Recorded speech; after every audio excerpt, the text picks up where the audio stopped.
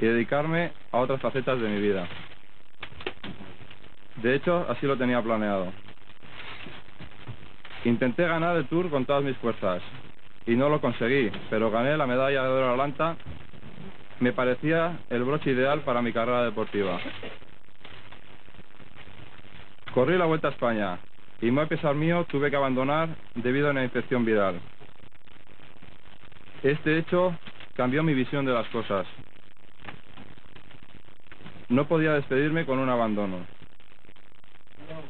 En mi entorno me animaban a seguir, tenía que ganar el 6º Tour de Francia. Así las cosas, cada día que pasaba me resultaba más difícil ver con claridad cuál era el mejor camino a seguir. Llevo 12 años en el ciclismo profesional.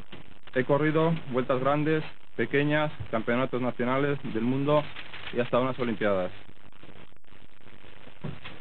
En estos años he tenido grandes satisfacciones por los triunfos logrados, pero también me ha costado mucho esfuerzo y sacrificio el poder obtenerlos. Estar al máximo nivel exige mucho de uno mismo y cada año que pasa resulta más difícil conseguirlo. Creo que ya le he dedicado el tiempo suficiente al ciclismo de competición y ahora deseo disfrutar de este deporte como afición. En definitiva, y tras meditarlo minuciosamente, pienso que he tomado la mejor decisión para mí y para mi familia. Ellos también me están esperando. Finalmente, quiero aprovechar la ocasión para expresar mi más sincero agradecimiento a todos los medios de comunicación que con tanto interés habéis seguido toda mi carrera deportiva.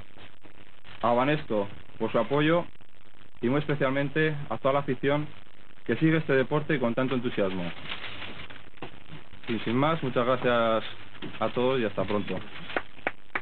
Las reacciones a la decisión que Miguel Indurain comunicaba a la 1 de la tarde nos hicieron esperar. El mundo del ciclismo fue, como es lógico, el primero en convulsionarse ante la noticia y dos hombres que por diversos motivos han seguido muy de cerca su trayectoria nos comentan sus reacciones. Es el día que justamente todo el mundo hubiéramos deseado que no llegara, pero que lógicamente, como todo en esta vida, tiene su principio y su fin, y hoy estamos ante su fin. Al final yo creo que para Miguel hoy sobre todo va a ser el inicio de felicidad, tranquilidad y lo que a él le va a aportar un poco el disfrutar de todo lo que ha podido conseguir durante estos años. Está los Reyes cerca y me hubiese gustado pedirle a los Reyes que Miguel Indurain estuviese en la 11, pero no puede ser así y por lo tanto le pediré a los Reyes pues salud y suerte para disfrutar del ciclismo que nos queda, ¿no? Detrás de todos los deportistas hay una parte humana y que esa parte humana en estos momentos ha sido mucho más fuerte y la tenemos que saber compartir y entender. En Pamplona, siguiendo la noticia, ha estado y está en estos momentos un hombre de Televisión Española, quizás una de las personas que mejor conoce a Miguel Indurain como deportista y como persona. Se trata de nuestro especialista en ciclismo, Pedro González, que además fue el periodista que logró las únicas declaraciones que Indurain efectuó al término de dar lectura a su comunicado. Pedro, buenas noches. Hola Jesús, muy buenas noches a todos los espectadores de Televisión Española. Bueno, ¿qué resumen podemos hacer de esta jornada que nos haya dicho ya? Pocas cosas que nos hayan dicho.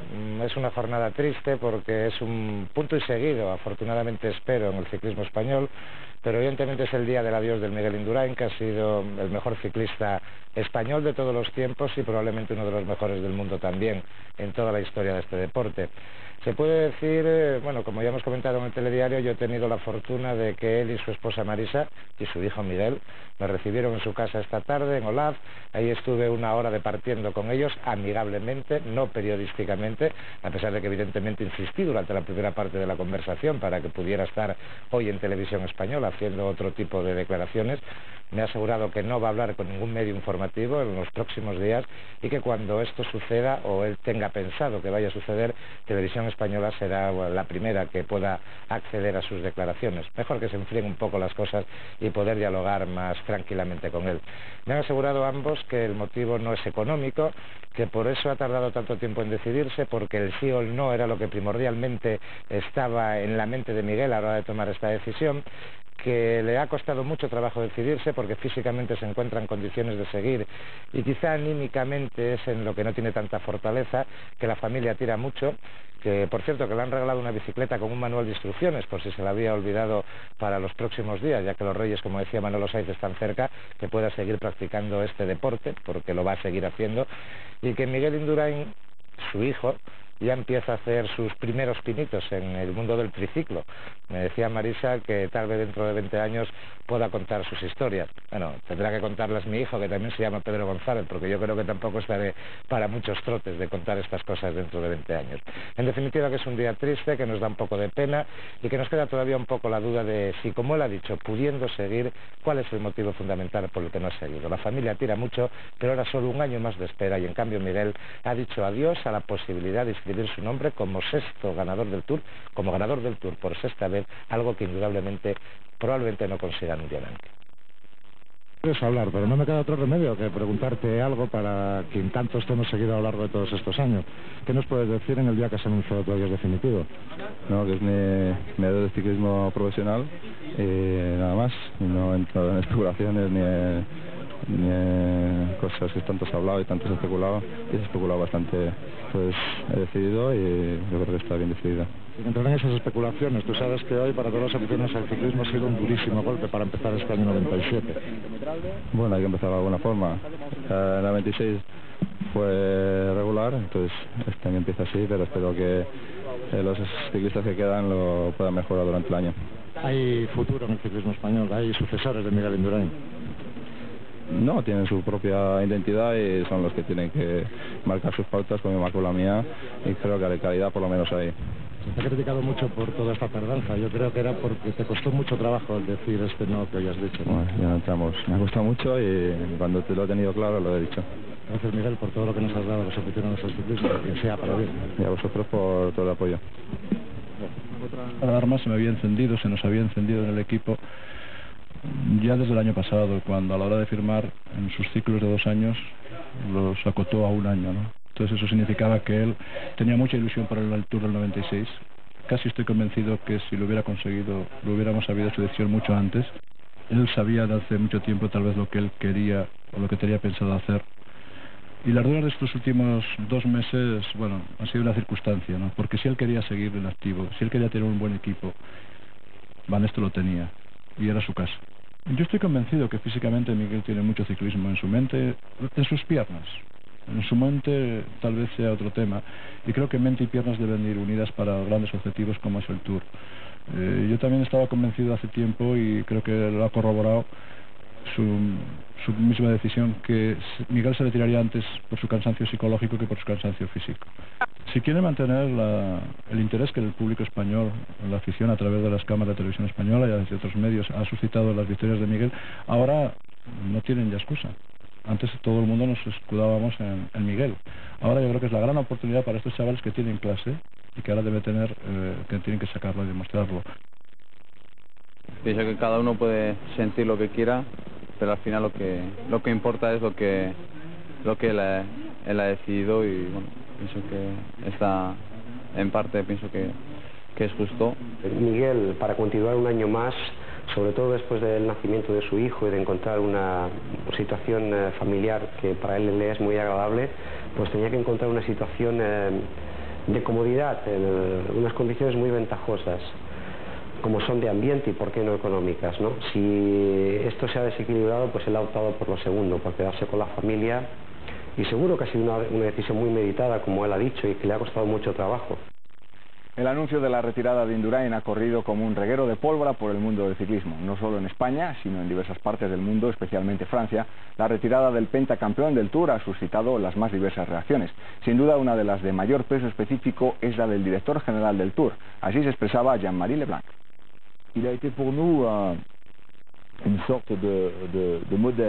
Él ha sido para nosotros una especie de modelo, porque ha sido el corredor que ha perfeccionado el Tour de Francia.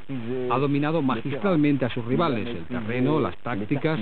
Yo personalmente no le he conocido en estas 5 victorias ni un solo problema. Siempre ha dominado la situación. Es realmente impresionante. Me ha recordado mucho al gran Jacques Anquetil de mejor época. El Tour de Francia ha sido desde luego la prueba reina de Miguel Indurain. A lo largo de su trayectoria profesional y sobre todo en los últimos años, Indurain planificaba su preparación y sus entrenamientos con vistas a la carrera por etapas más importante del mundo. Sus actuaciones destacadas, sobre todo las 5 victorias absolutas, forjaron la leyenda Indurain.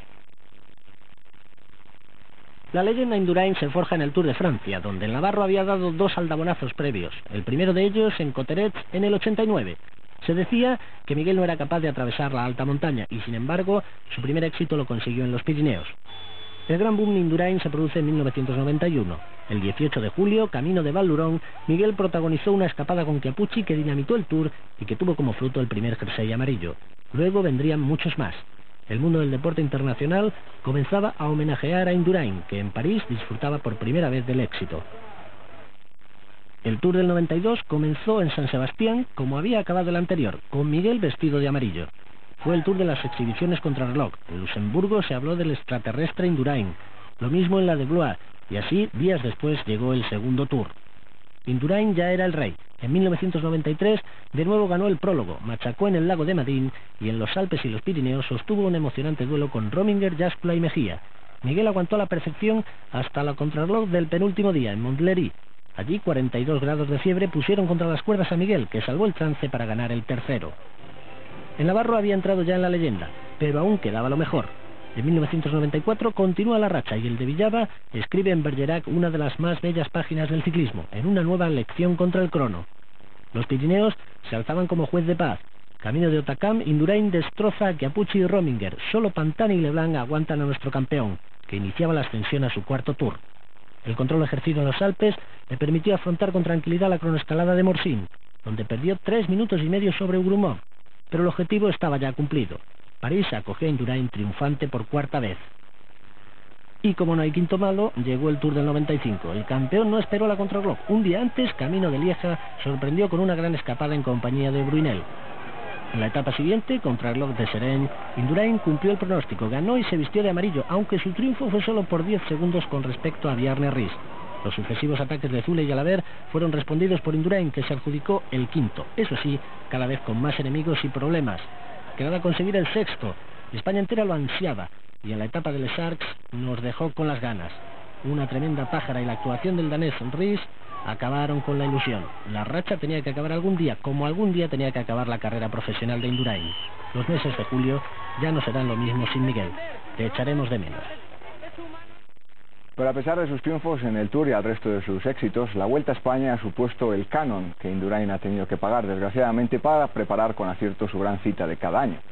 La acarició la Vuelta en 1991, donde quedó segundo, y la última, de 1996, quedará en la mente de todos por el abandono en una de sus etapas más míticas, la de los lagos de Covadonga. La historia de Miguel Indurain en la Vuelta a España es indudable que no ha estado acorde con la excepcional carrera del navarro, aunque tuvo un comienzo muy esperanzador, ya que en su debut como profesional en 1985 se convirtió en el líder más joven de la ronda española en toda su historia, sin que por desgracia para la Vuelta y para él mismo, en sus 8 participaciones haya podido obtener un triunfo global, y es que ahora, con la perspectiva del tiempo, las fechas en las que esta carrera se disputaba, excepto el último año, no eran las idóneas para sus cualidades físicas. Sus 8 participaciones en la Vuelta se resumen así. En 1985 terminó en el puesto 84, después de vestir 4 días de amarillo. En el 86 ocupó el lugar 92 para abandonar en los años 87, 88 y 89, aunque en esta última ocasión fue debido a una caída cuando descendía al fito dentro de la 17ª etapa, lo que le produjo una fractura de cúbito y radio. En el 90 fue séptimo, ganando la única etapa que ha visto el triunfo de Miguel. Un año después ocupó la segunda plaza, siendo superado por Melchor Mauri en el terreno preferido de Indurain, una contrarreloj. Después de 4 años de ausencia, en los que ganó el Tour, volvió a la Vuelta a España. El navarro en su retorno no pudo con una infección viral que le obligó a abandonar en la 13ª etapa Camino de los Lagos.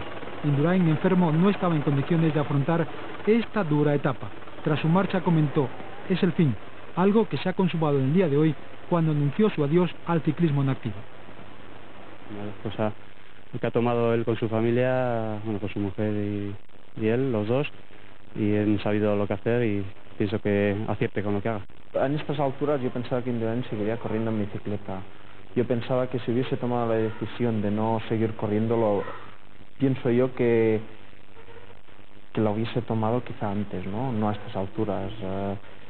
Se estaba hablando de que si seguía en Banesto, que si fichaba por 11, que si igual lo dejaba, pero últimamente viendo por la prensa las conversaciones que había con la 11, pues pensaba yo pues que la cosa iba bastante avanzada y que todo insinuaba que Miguel Indurain seguiría corriendo en la temporada pues 97.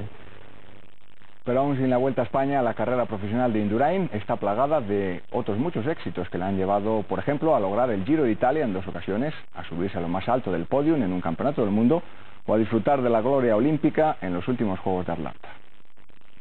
Las históricas victorias de Indurain en el Tour de Francia han dejado en segundo término una extraordinaria carrera profesional plagada de éxitos. La estrategia del corredor navarro para atacar la ronda francesa pasó por el Giro de Italia, una prueba que se había convertido en la bestia negra de los ciclistas españoles. En 1992 Miguel hizo historia al ganar la carrera italiana después de vestir la maglia rosa durante 20 etapas. Su demostración fue apabullante. Al año siguiente volvió a ganarla y contribuyó a hacer más grande su leyenda. Los campeonatos del mundo fueron otro de sus frentes. Fue medalla de bronce de fondo en carretera en 1991, plata en el 93 y en el 95, y oro en la contrarreloj ese mismo año en los inolvidables mundiales de Colombia. Al igual que los grandes mitos del ciclismo, atacó el récord de la hora. Fue en Burdeos en 1994 con tan solo 10 días de preparación. Fundido con la espectacular espada, rebajó el récord del escocés Aubry en 327 metros. 50 días más tarde, su marca fue superada por su gran rival, el suizo Tony Rominger. Un año después intentó sin éxito recuperar el récord. El colofón a su carrera fueron los Juegos Olímpicos de Atlanta. Allí, con los ojos de todo el mundo puestos en él, Miguel volvió a demostrar su grandeza. Se despedía del ciclismo luciendo una medalla olímpica.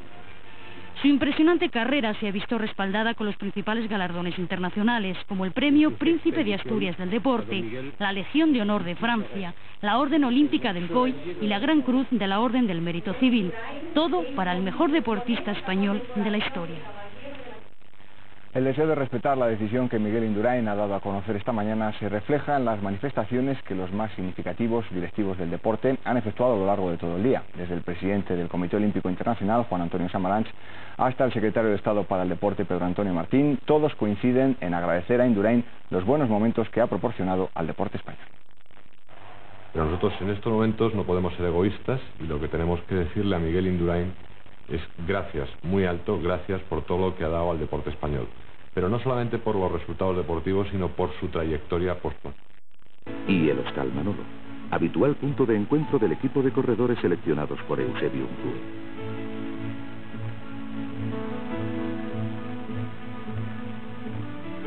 Miguel fue preparado en el equipo Reynolds y en Elda llegó a campeón de España de aficionados con solo 18 años, el más joven de la historia.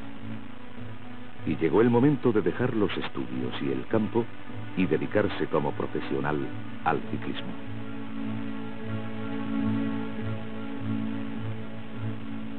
En la época de 1983 se celebró el Campeonato de España. Y ya en el Campeonato de España, nuestro equipo amateur, que siempre lo tuvimos, ganó un chaval más joven, un chaval navarro, un chaval que apenas recién entrado a nuestro equipo, ¿no? Y de nombre Miguel Indurain, ¿no?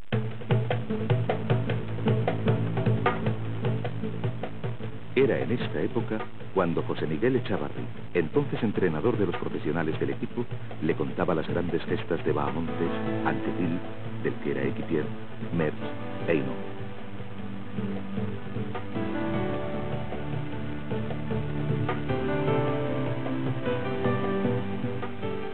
Miguel empezó a soñar con ganar, como ellos, el Tour de Francia.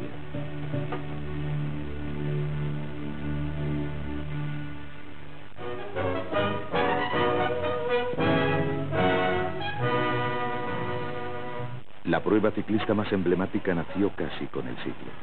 En 1903, Jean Lefebvre, un periodista del rotativo parisino Lotto, actualmente l'Équipe, propuso a su director, Henri Desgrange, organizar una carrera de bicicletas por etapas que uniera las principales ciudades de Francia.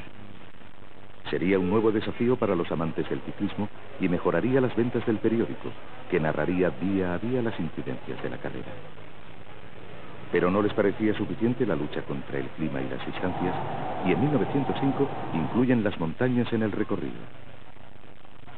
Desde ese instante, La gente empezó a hablar de héroes cuando se referían a los ciclistas. Los coches de época no podían seguir las etapas completas, y la mayoría de las veces los ciclistas corrían abandonados a su suerte, con riesgo de perderse por las malas condiciones meteorológicas, en unas largas etapas que también se disputaban por la noche. Solo las dos guerras mundiales consiguieron neutralizar la carrera. En 1947, superadas las penurias de la posguerra, se reanuda el Tour de Francia, que estará marcado por el dominio de unos corredores inolvidables que se van sucediendo unos a otros como si ocuparan un trono en la historia del ciclismo. Bartali, Coppi, Anquetil, Merckx, Hinault e Indurain.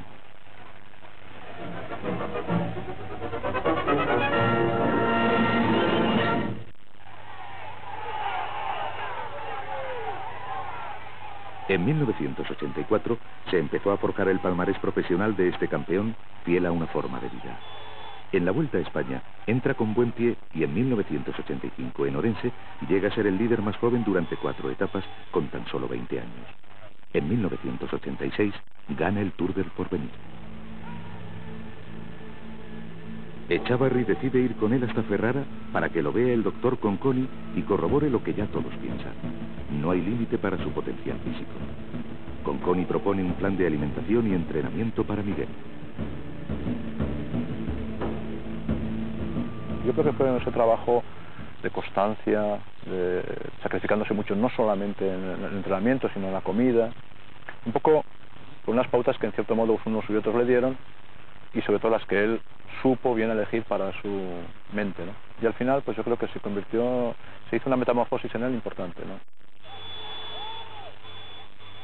Las miradas están puestas en él desde hace mucho tiempo, y por fin empieza a demostrar quién es cuando, en 1989, gana su primera etapa del Tour de Francia en Cauterets. Su gran motivación será, a partir de entonces, ganar el Tour de Francia. Recuerdo una ascensión al Périsur donde, bueno, empezó con un ritmo muy tonto que parecía que todo el mundo, nadie se quedaba, y en cambio, pues a mitad del puerto, es un puerto de tener como 15 kilómetros o 16 de ascensión, pues cuando a mitad del puerto, cuando quedaban 6 kilómetros más o menos, pues íbamos un grupo de 15 o 20, y yo dije, este chico, como siga este paso se va a quedar solo, porque realmente yo ya llegué a un momento que iba relativamente cómoda su rueda, pero tampoco iba sobrado, ¿no?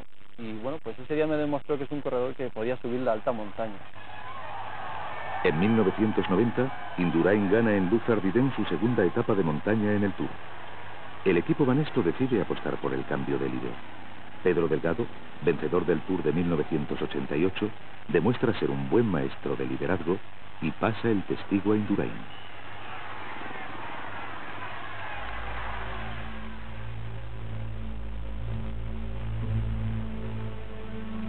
La fama empieza a rodearle, pero Miguel Indurain parece impenetrable. Sigue ajeno a la tensión creada por las opiniones de periodistas y aficionados sobre su forma de correr tras el segundo puesto en la Vuelta a España de 1991. Miguel se entrega en cuerpo y alma al entrenamiento de forma callada y disciplinada.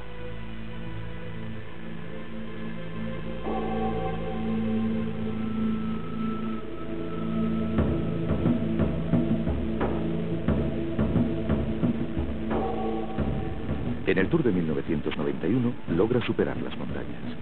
Su leyenda comienza en las laderas del Obisque y del Tourmalet, donde en el descenso se escapa en compañía de Chiappucci después de haber forzado el ritmo de ascensión, que resultó demoledor para todos sus rivales. Miguel cede la etapa al italiano y se pone el maillot amarillo, uno de los 61 que llegará a vestir en su carrera deportiva.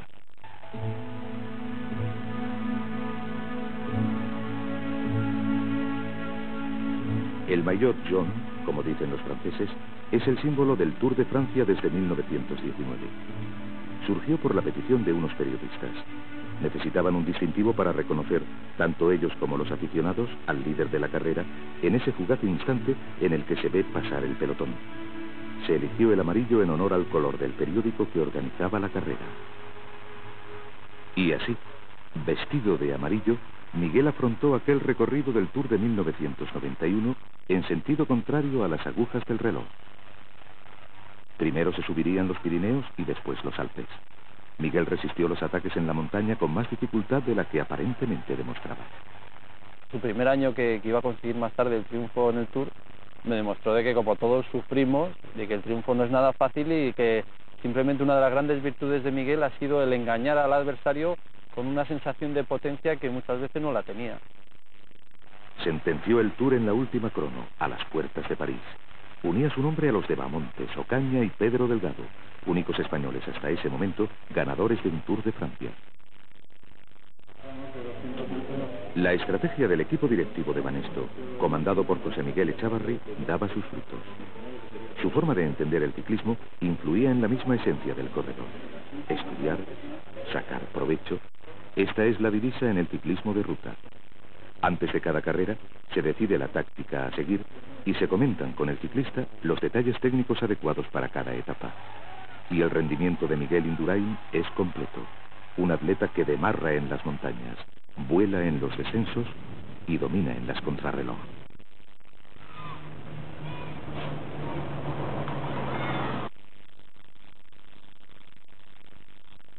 Cuando se llega al Tour con un hombre como Miguel, el equipo ha de tener una sólida estructura. En este caso, basada en la lealtad.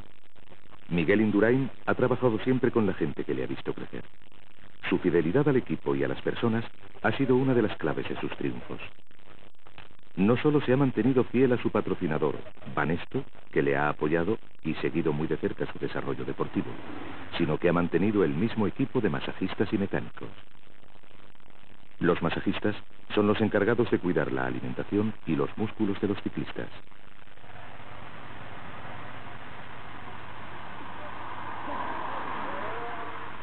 Miguel tiene muchas cosas buenas, ¿no? Y sobre todo la mejor cosa yo creo que es su capacidad de recuperación, ¿no? Yo veo que él recupera bastante antes que otros ciclistas, ¿no? Yo veo que en una etapa dura él llega un poco cansado y su recuperación en esas 24 horas pues es más importante que de sus compañeros. Es un trato diario de varias horas en las que Miguel recibe un masaje de espalda y piernas. Lo que más le afecta es la humedad y el frío, el talón de Aquiles de Miguel Indurain.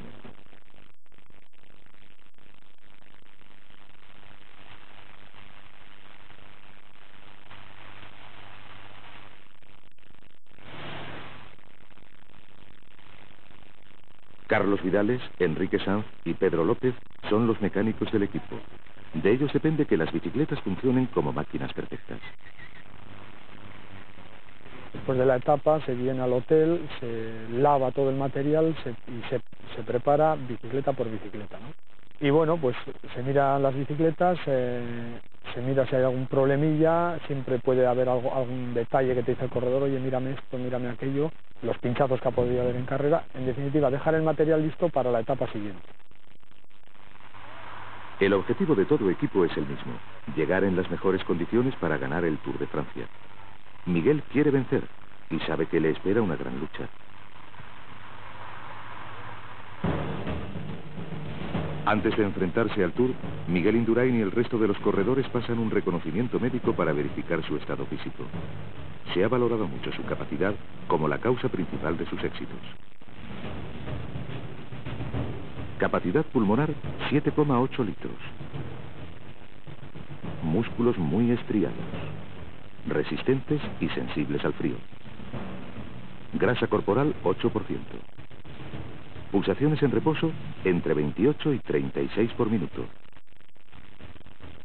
Alcanza 125 en pleno esfuerzo y cuando deja de pedalear pasa de 180 a 90 en 30 segundos. Gasto cardíaco 47 litros por minuto. Potencia 550 vatios y desarrolla una media de 6.000 calorías en carrera.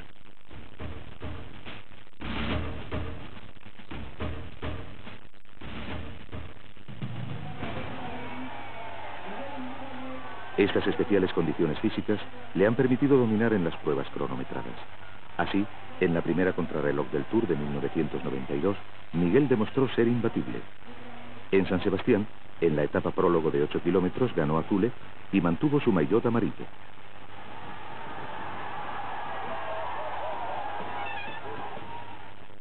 En Luxemburgo realizó una auténtica exhibición rodando a una media de 49 kilómetros por hora durante 65 kilómetros y adelantó a Fignon, que fue sancionado por seguir a su rueda.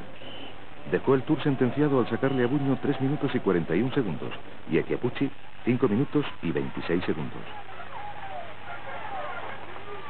En la última crono, Tour du Loir, rodó incluso más deprisa, a más de 52 kilómetros a la hora, por encima del récord de ese momento.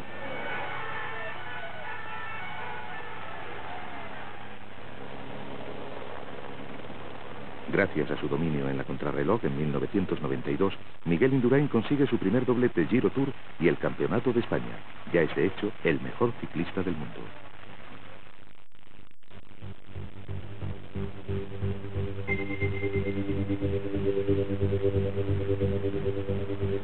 La contrarreloj es la gran batalla entre los modernos campeones. La lucha es contra el tiempo y en muchas ocasiones decide la victoria final en las grandes vueltas.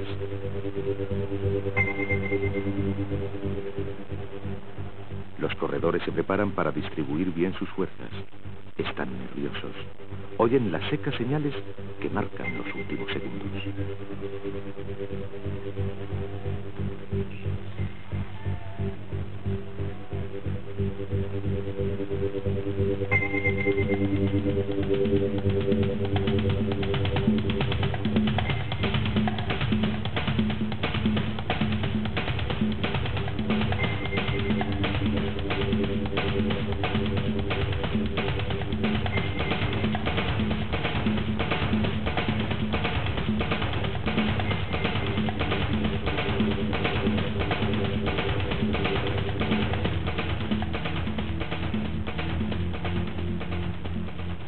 Pero el número uno en esta prueba es Miguel Indurain.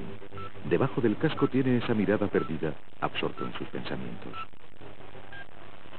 Sale bien, pero la magia viene después, cuando se calienta y nota poco a poco las sensaciones que a él le gustan.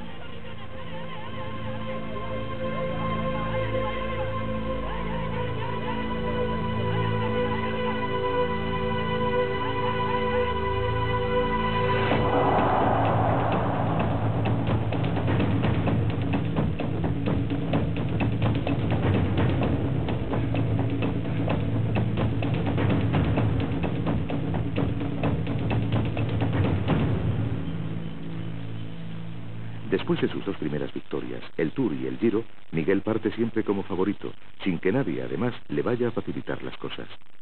Esto supone una gran tensión y un esfuerzo psicológico que hay que añadir al puramente físico del entrenamiento. Un ciclo normal de cara a la preparación de un objetivo como puede ser el Tour de Francia pasa por más bien un mes de descanso, que puede ser noviembre, luego 2 meses más bien de transición, de trabajo físico en casa, de entrenamiento físico, que son diciembre y enero, y luego ya una incorporación a lo que es la competición, pero de una forma muy solapada y a muy baja intensidad, que es febrero, marzo y abril.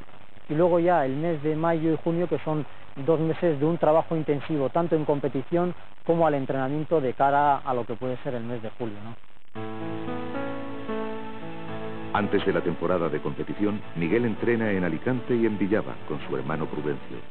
Para el público y la prensa, la comparación entre ellos es inevitable. Yo nunca me he comparado con él ni quiero compararme, ¿no? Tengo la gran fortuna de tener a mi hermano como mejor corredor del mundo y no sé. Les une la entrega al deporte, el amor a Navarra y el respeto a su padre. En su tierra, trazan una ruta diferente para cada día. Una de las que más les gusta es atravesar Erro hasta Roncesvalles. Con la edad cambia, con la edad tienes que entrenar cada vez más, entonces llega un momento que para coger la forma tienes que hacer más entrenamientos, más esfuerzos, más carreras, entonces llega un momento en que te satura, ¿no? O sea, ya no puedes con el entrenamiento, porque cada año pues haces unos 30-35.000 kilómetros y el músculo cada año se está haciendo más duro. Y eso es lo que realmente al año siguiente tienes que hacer más esfuerzo para coger la misma forma. Y hasta que llega un año que ya no puedes aguantar el ritmo. 1993. Era la primera vez que Miguel pedaleaba codo con su hermano Pruden. Saboreaba todavía la victoria de su segundo Giro y en el ambiente flotaba una sola idea: todos contra Indurain.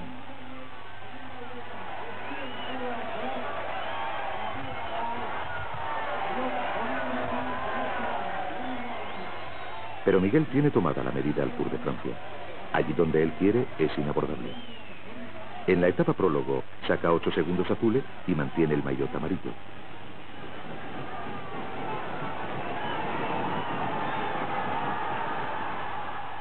Desde la contrarreloj por equipos, su gran rival de este año, Tony Rominger, empieza a sufrir. Y en la crono individual de Lac de Madrid, Miguel se queda sin rivales. Le saca a todos más de 2 minutos. Noticias, especulaciones y comentarios colocan este momento deportivo en el punto de mira internacional. Se trata de una carrera de leyenda en la que una armada de vehículos oficiales y periodistas son testigos de los sacrificios, no solo físicos, sino también personales. Hay que renunciar a muchas cosas para resistir la presión de la carrera más importante del mundo. De poder elegir, pues, luchar por la mejor carrera del mundo o luchar por otra, pues es mejor luchar por la mejor carrera y por todo, ¿no? Por su organización, por ambiente, por difusión. O sea, es otra historia diferente. Entonces llega un momento en el que si puedes luchar por el Tour, merece la pena el dejar un poco todas las demás y luchar por ella.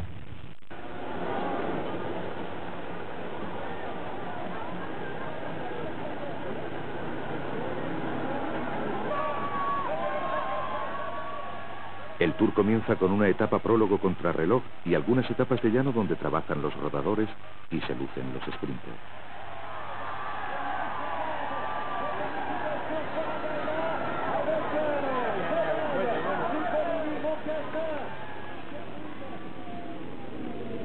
Después será el duro turno de los escaladores en los Pirineos, en el Macizo Central y en los Alpes, lugares donde está el verdadero reto: superar a las montañas.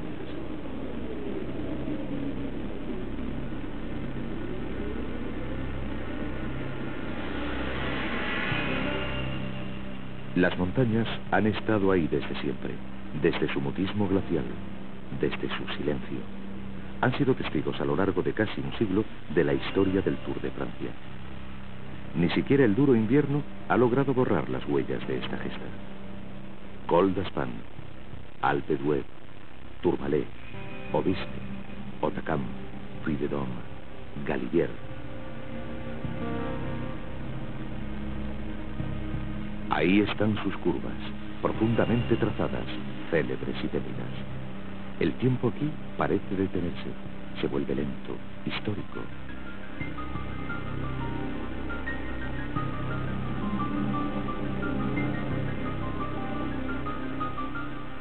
Sobre estas cumbres te parece sentir a los ciclistas. Tienes la sensación efímera de que la montaña se ha apropiado de sus almas. Sientes frío, un irracional desconcierto, un inclasificable miedo. Estás pisando una tumba de ilusiones. Un lugar donde han caído muchos después de pedalear solos, concentrados. Ellos y la montaña.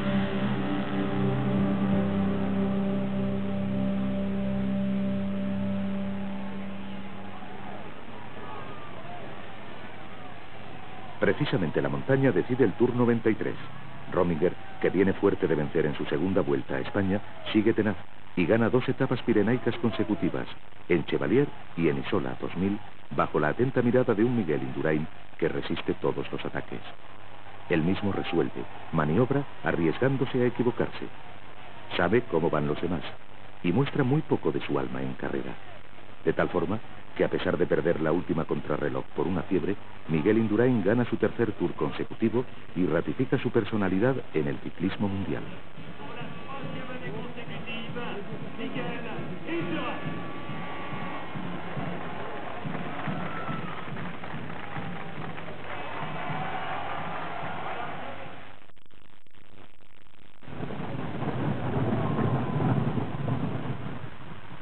En 1994, la temporada de alta competición no empezó bien para él.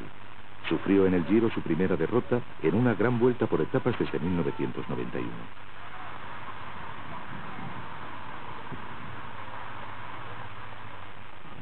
El joven ruso Eugene Bersin, en plena forma gracias al doctor Ferrari, tuvo la osadía de ganarle hasta en la contrarreloj.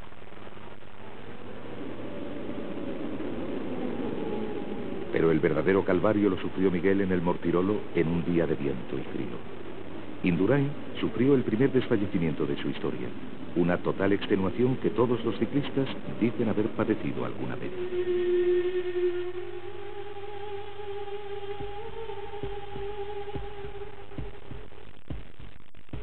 Quizás solo los ciclistas saben que la montaña tiene vida propia. Aunque esté quieta y sea incapaz de pensar como ellos, su paisaje encoge el corazón en un doble sentido, físico y espiritual.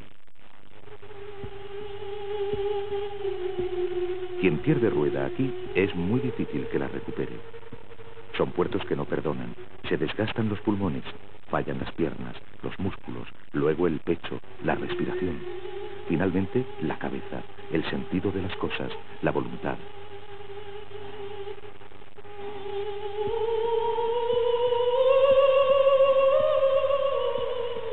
Los recuerdos se confunden y al final solo queda el dolor.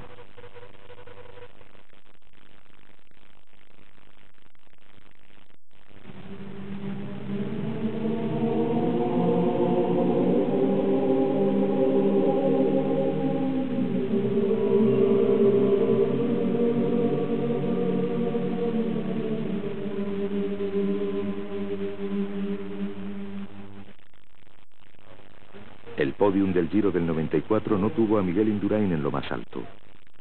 Las dudas sobre su estado de forma, alentadas por los medios de comunicación, no parecían afectarle.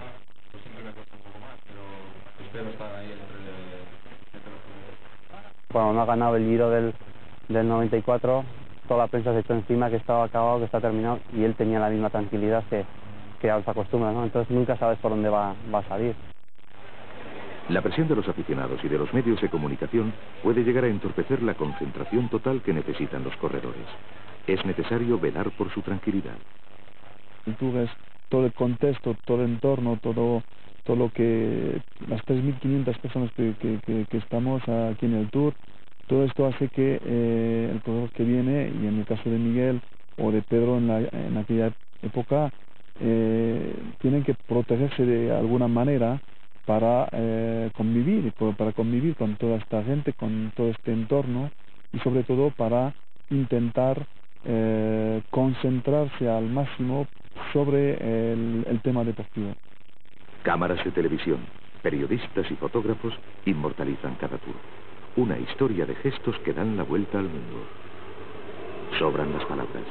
Miguel Indurain está a punto de sobrepasar el número de victorias que solo ha conseguido el americano Greg LeMond. Ya es un mito. Se dice que llegará a ser leyenda.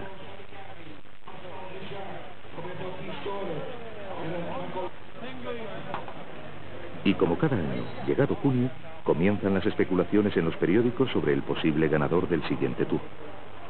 En 1994 Miguel parte como favorito, pero la prensa francesa aviva el reto, apostando por posibles rivales como Zule, Rominger y Jalabert.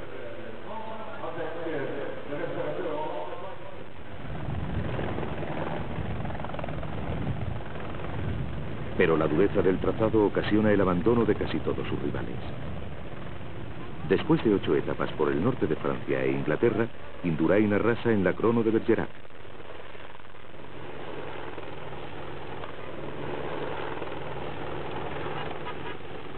Y se distancia de sus más importantes rivales en la ruta de los Pirineos, entre la niebla en Otakam. En los Alpes aguanta y sube al podium con 2 escaladores, Ugrumov y Pantani, 2 hombres duros en la montaña y los únicos que pudieron aguantar con él. El público francés por fin se rinde ante él, y crece el número de aficionados que le sigue y cree en Indurain con fe ciega. Ya está predestinado a ser el corredor de los 90.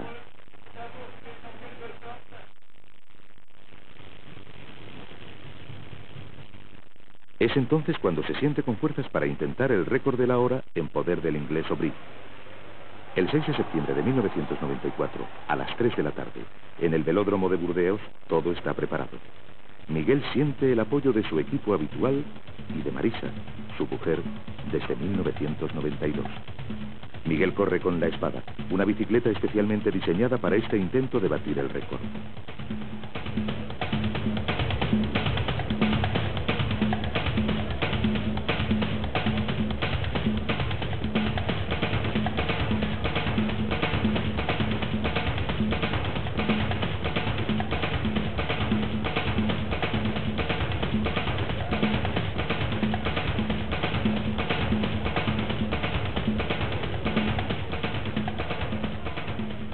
Logra el récord con 53,40 kilómetros.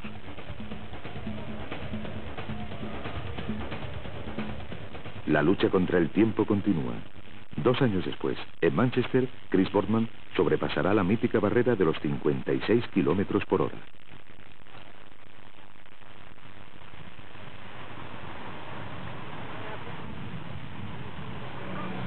En 1995 se cumplían 10 años desde que Bernard Hinault ganara su 5º Tour, igualando a los míticos Anquetil y Merckx. Este año, Miguel Indurain tenía la oportunidad de unirse a ellos. Yo a Guineos no lo llegaba a conocer corriendo, ¿no? Me he visto por la televisión. A Anquetil tampoco, he oído hablar y he visto sus palmarés, ¿no? A Hinault sí, a Hinault cuando yo empezaba, pues él estaba en su mejor época y un poco mi ídolo, ¿no? En aquellos momentos. Entonces, luego he corrido con él, un bonito recuerdo. Ahora Indurain es el favorito, un gran campeón que ha marcado una época. Nadie cuestiona que llegará de amarillo por 5ª vez consecutiva a París.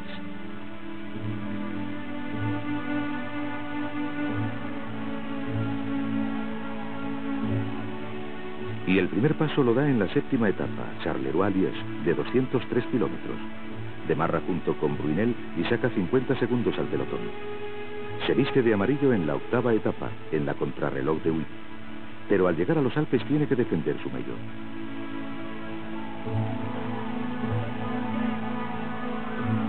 En la plage se escapa Zule y consigue ser líder virtual durante la etapa. Indurain se defiende en solitario, reduce la ventaja a 2 minutos y 27 segundos y mantiene el liderato.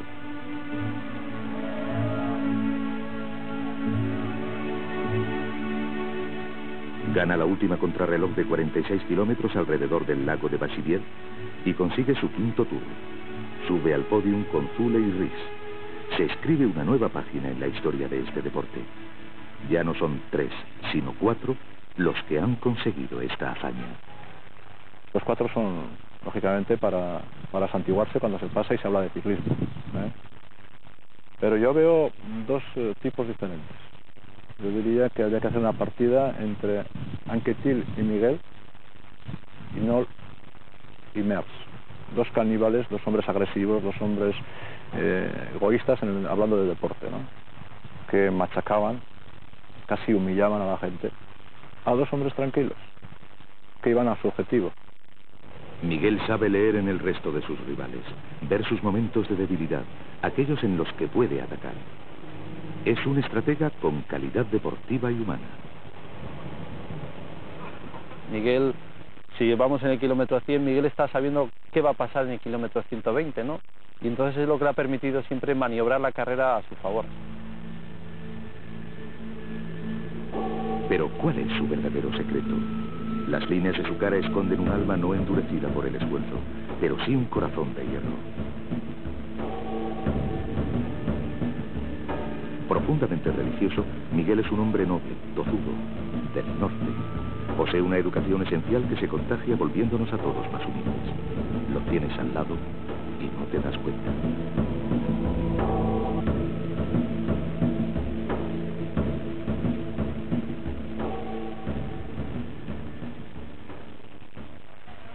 Después de su gran victoria frente al Tour de 1995, se propone otros 2 objetivos: el Mundial de Colombia y el intento de batir otra vez el récord de la hora.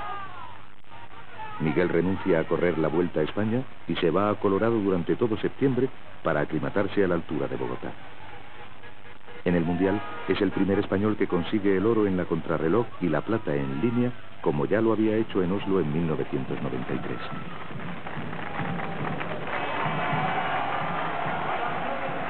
Otro español, Abraham Olano, consigue la medalla de oro.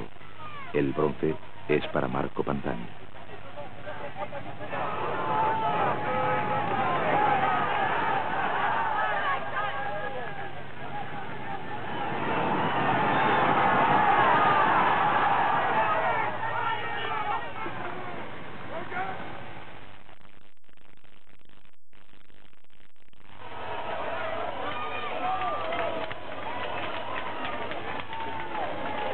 Y Miguel sigue adelante. Su motivación primordial es el Tour y puede aspirar a ganarlo por sexta vez, aunque nadie olvida la dificultad que entraña. Probabilidad tiene igual el que más de todos, ¿no? Lo que pasa que jugar con las probabilidades es jugar con la fortuna, ¿no? Entonces, que gane el Tour, pues bueno, ya te digo, es el candidato número 1. Pero luego, pues yo qué sé, una caída, un pinchazo, en un momento malo, o yo qué sé, un desfallecimiento, son 22 días. La presión que lleva, no sé, son muchas circunstancias que está acostumbrado a todo eso, ¿no? Pero, no sé, llevaba muchos años que ha sido imbatido. Ya ves, ganar una carrera de un día es muy, muy difícil, aunque ganar 6 Tours seguidos, pues va a ser mucho más, ¿no? Pienso que el objetivo que tiene él no es ganar su 6º Tour, o su 7º, o su 22 Tour, ¿no? Es ganar un Tour. Era la 12ª vez que Indurain, a punto de cumplir 32 años, tomaba la salida del Tour de Francia. Había demostrado su potencia física en otras pruebas y partía, también en 1996, como favorito.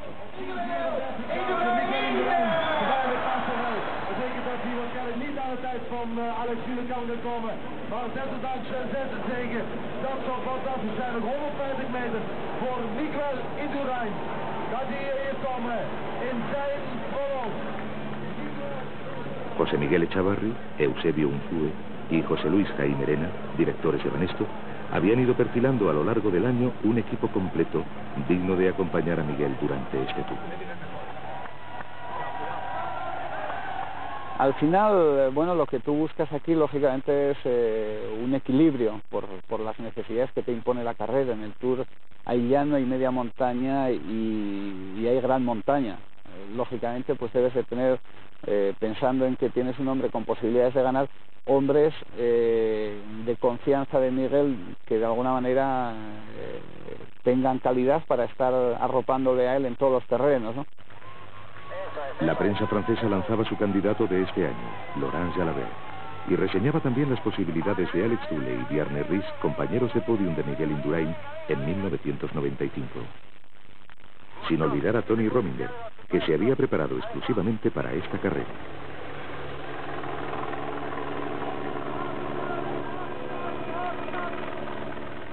Pero en este Tour nada resultó como se esperaba. La lluvia se apropió de él desde el principio. La prensa hablaba de diluvio. El agua fue desgastando a los corredores. Empezaban a sufrir, sobre todo los sensibles al frío, como Miguel. Los días que tuvimos antes en los Alpes, sobre todo en Les Bains, fue impresionante. No he visto nunca 230 kilómetros bajo el agua y con bastante frío para la época que estábamos. Y encima las previsiones meteorológicas eran que para los días de alta montaña pues iba a ser también malo. Entonces un poco mal, ¿no? Porque un corredor que no me da mucho el frío, encima marcaba pues 2 grados en la cima de los puertos, había que bajar 30 kilómetros, que es frío. Entonces un poco desanimado para afrontar los Alpes. El 6 de julio se iba a disputar la primera etapa considerada realmente dura, Chambéry-Les Arcs. A primera hora los directivos del equipo preparan cuidadosamente la estrategia. Eran los prolegómenos de un día histórico. Camino de Les Arcs, el campeón se sintió débil contra la montaña y al final del recorrido sufrió un desfallecimiento. Después de 5 años, el rey del Tour nos daba una imagen inédita. Su gesto de dolor dio la vuelta al mundo.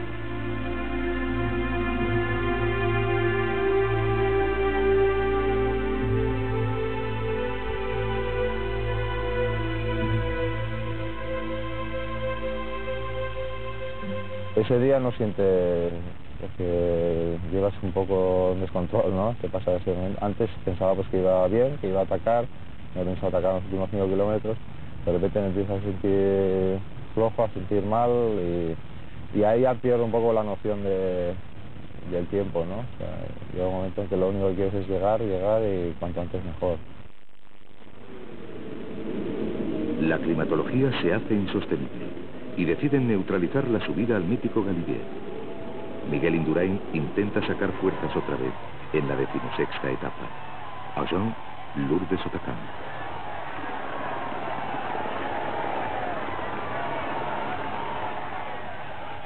Llegó la etapa ya decisiva de Otakam y me la jugué un poco pues a intentar ganar. Lo que pasa es que las fuerzas no me respondieron y no me han respondido ya hasta el final, ¿no? Intenté estar con el mejor, que era Rhys, cuando hice sus ataques y en principio lo conseguí, pero llegó un momento en que no marchaba. A partir de ahí pues ya el Tour ya empezó a perderse.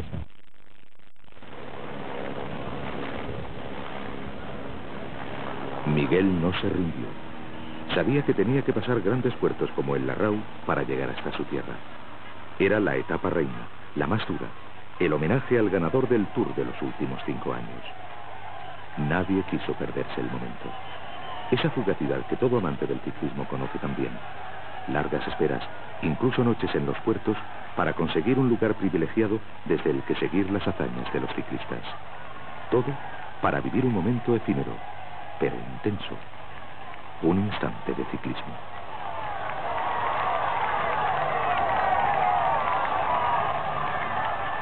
La visión de los corredores es diferente. Atraviesan un pasillo humano. Los aficionados se convierten en una gran masa borrosa. No los ven ni les oyen, solo sienten su calor. Rodeados por ellos, alcanzan las cumbres. La emoción en los puertos es difícil de narrar. Una de las experiencias más hermosas que nos da este deporte.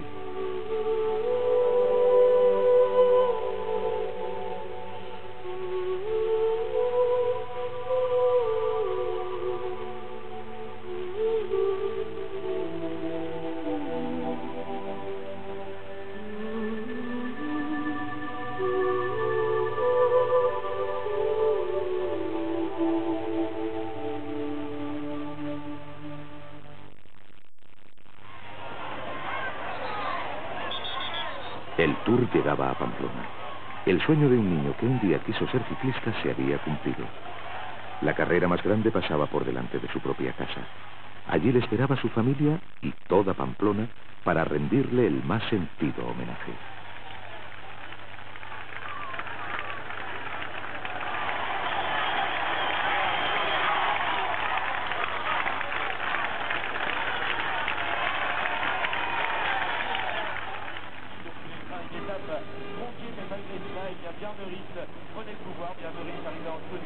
Bjarne Riis resistió todos los ataques y demostró ser el más fuerte. Subió a lo más alto en el Tour 96. Miguel no conseguía llegar de amarillo por 6ª vez consecutiva a París, pero nos dejaba algo importante: coraje, honestidad y valor, virtudes que le convierten en un deportista único e irrepetible.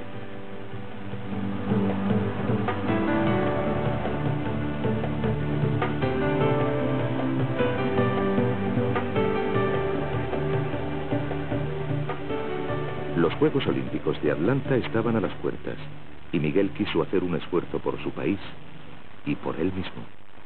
Vaya a Atlanta para ir de vacaciones y ver la Olimpiada, pues sí, muy bonito, pero sí, lo importante es luchar por una medalla, ¿no? Entonces, tengo claro que si voy para estar bien e intentar luchar.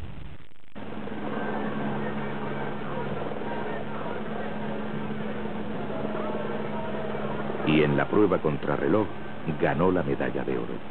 La primera medalla olímpica para el ciclismo español.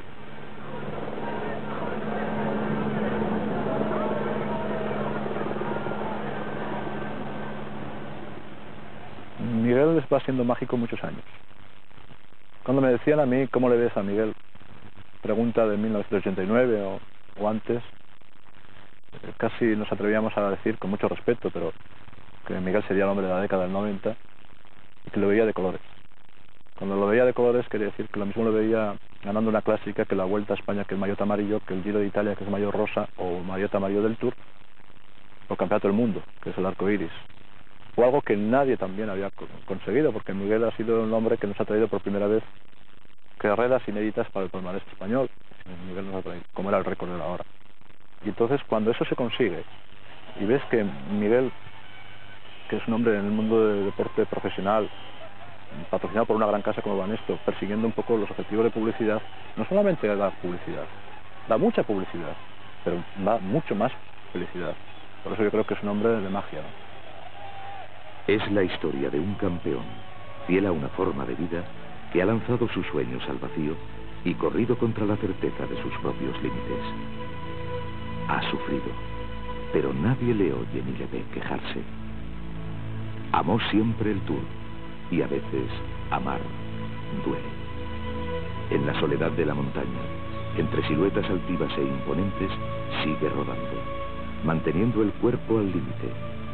Una agonía que solo termina cuando se cruza la meta, al superar ese punto en el que nada parece real.